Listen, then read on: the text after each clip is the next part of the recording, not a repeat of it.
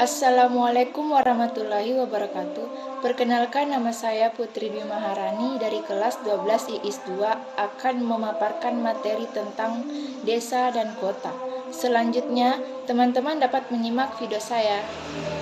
Pengertian desa menurut Undang-Undang Nomor 6 Tahun 2014 tentang desa-desa adalah kesatuan masyarakat hukum yang memiliki batas wilayah yang berwenang untuk mengatur dan mengurus urusan pemerintahan kepentingan masyarakat setempat berdasarkan praksa masyarakat, hak asal-usul dan atau hak tradisional yang diakui dan dihormati dalam sistem pemerintahan NKRI. Desa adalah permukiman manusia. Setelah membahas mengenai pengertian desa, tadi kita lanjut membahas tentang syarat desa dan unsur desa. Syarat desa yaitu adanya penduduk, adanya mempunyai pemerintah, berada langsung di bawah camat, mempunyai wilayah, dan mempunyai kebiasaan sendiri. Selanjutnya yaitu unsur desa ada 3, yaitu wilayah, penduduk, dan tata kehidupan. Lanjut kita bahas tentang pemukiman desa yang terbagi menjadi 3. Yang pertama, desa memanjang. Desa memanjang biasanya ditemukan di desa nelayan yang hidup di pinggir laut. Pembangunannya mengikuti garis pantai.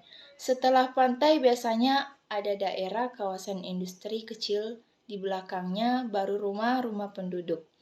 Yang kedua, desa linier. Bentuk desa linier biasanya memandang mengikuti alur jalan atau alur sungai. Pola ini ditemukan di daerah dataran rendah, misalnya desa dengan banyak sawah. Dan yang terakhir, desa terpusat. Bentuk terpusat biasa ditemukan di wilayah pegunungan. Warga di desa ini biasa punya guru silaturahmi yang sama. Fungsi desa. Fungsi desa sebagai daerah Kleterland perkotaan ada 3, yaitu pertama sebagai daerah pusat tenaga kerja keras, kedua sebagai daerah penghasil sumber bahan pangan dan bahan mentah industri, dan yang terakhir sebagai daerah pemasaran hasil industri. Yaitu klasifikasi desa. Klasifikasi desa ada 3 beserta poinnya, yaitu pertama desa swadaya, 1 penduduk minim, 2 penduduk masyarakat rendah, kedua desa swakarya, 1 terbuka, 2 kebiasaan adat istiadat, dan yang terakhir desa swasembada, 1 lokasi dekat pusat kota, 2 tingkat kepadatan penduduk tergolongan tinggi. Pengertian kota menurut para ahli, yang pertama Dwight Sanderson, kota adalah tempat yang berpenduduk 10.000 orang atau lebih. Yang kedua, Harris dan Ullman, kota merupakan pusat untuk pemukiman dan pemanfaatan bumi oleh manusia. Pertumbuhannya yang cepat dan luasnya wilayah kota menunjukkan eksploitasi bumi dilakukan dengan cara yang sudah unggul. Dan yang terakhir, Profesor Bintarto, kota adalah suatu sistem jaringan kehidupan manusia yang ditandai kepadatan penduduk tinggi serta diwarnai oleh terata sosial ekonomi yang heterogen dan coraknya yang materialistis. Selanjutnya, struktur penggunaan lahan kota yaitu pertama teori konsentris. Teori konsentris yang mendekati adalah kota Chicago, Kalkulato, Adelaide, dan Amsterdam. Yang kedua, teori sektoral. Teori sektoral ditemukan oleh Homsur Hoyt. Model pengembangan kota ini ditemukan di Calgary, Kanada. Dan yang terakhir yaitu teori inti ganda. Teori inti ganda ini ditemukan oleh Harris dan Ullman pada tahun 1945. Klasifikasi kota berdasarkan perkembangannya. 1. Tahap geopolis merupakan satu wilayah yang telah berkembang dan telah diatur menjadi kota. 2. Tahap polis merupakan kota yang memiliki sifat agraris, pusat keagamaan, dan pusat pemerintahan. 3. Tahap metropolis merupakan kota besar yang perekonomiannya mengarah ke sektor industri. 4.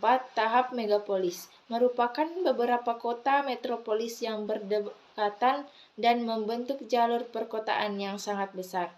5. Tahap Tiraropolis merupakan kota yang mengalami kemerosotan moral dan kerawanan sosial yang sulit dikendalikan. Dan yang terakhir, tahap Nekropolis merupakan kota yang mengalami kehancuran peradaban dan mengarah menjadi kota mati.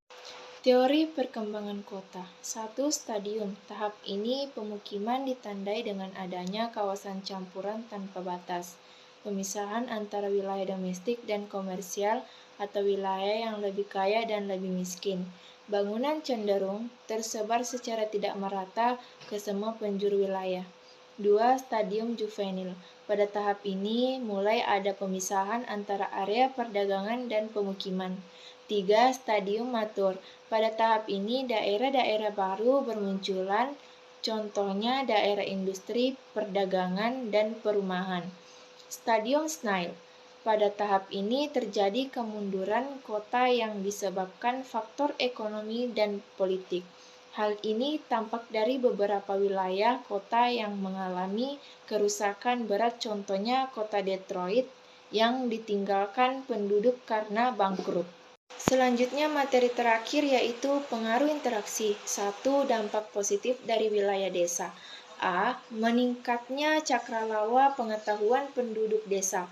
B. Masuknya teknologi tepat guna ke desa meningkatkan produksi lahan dan berdampak meningkatnya pendapatan masyarakat. Yang kedua, dampak negatif dari wilayah desa. A. Terjadinya penetrasi kebudayaan dari kota ke desa yang tidak sesuai dengan tradisi masyarakat pedesaan. B. Terjadinya perubahan tata guna lahan yang dapat menimbulkan kerusakan lingkungan. Ketiga, dampak positif dari wilayah kota. A. Kemajuan bidang transportasi yang menghubungkan desa dengan kota. B. Menyebabkan terpenuhinya kebutuhan bahan baku bagi proses produksi dan tenaga kerja. Dan terakhir, dampak negatif dari wilayah kota. A. Munculnya daerah-daerah kumuh atau slums area akibat dari semakin banyaknya pendatang. B. Tata ruang kota menjadi tidak ideal sebagai tata ruang kota yang dinamis.